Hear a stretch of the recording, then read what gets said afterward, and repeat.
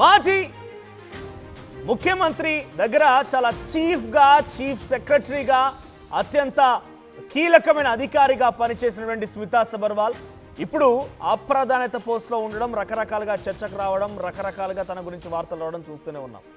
ఇటీవల కాలంలో Kaleshwaram commission, Ghosh commission ఒక నివేదికని ప్రభుత్వానికి సమర్పించింది. దాంట్లో కూడా స్మితా సబర్వాల్ యొక్క పేరు ప్రధానంగా వినిపించింది. ఏకంగా తానే అన్నీ అయిపోయి ఒక ఐఏఎస్ అధికారి హెలికాప్టర్లో తిరుగుతూ ఇన్స్పెక్షన్ కూడా చేసినటువంటి ఆరోపణలు తన గతంలో ఎదుర్కొన్నారు ఉన్నారు. అయితే ప్రస్తుతానికి పీసీ ఘోష్ కమిషన్ రిపోర్ట్ పైన కూడా తను పేరు వస్తుంది.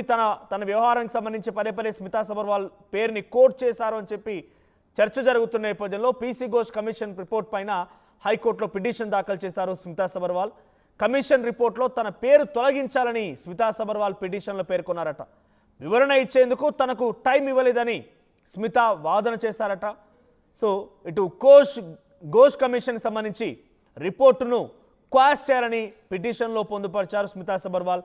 సో తన పేరును తొలగించాలి, ముఖ్యమంత్రికి చీఫ్ సెక్రటరీగా అన్నీ తానే వ్యవహరించి తానే ఒక కీలకమైన అధికారిగా ఉన్నారు గత 10 ఏళ్ల పాటుగా కేసీఆర్ దగ్గర. అటు ఇరిగేషన్కి సంబంధించి, రూరల్ వాటర్ సప్లైకి సంబంధించిన దాంట్లో కీలకంగా వ్యవహరిస్తూనే కాళేశ్వరం దాంట్లో కూడా తను వేలు పెట్టి తను ప్రత్యేక హెలికాప్టర్ ద్వారా వెళ్ళి ఇన్స్పెక్షన్ చేసిన సందర్భాలు కూడా ఉన్నాయి.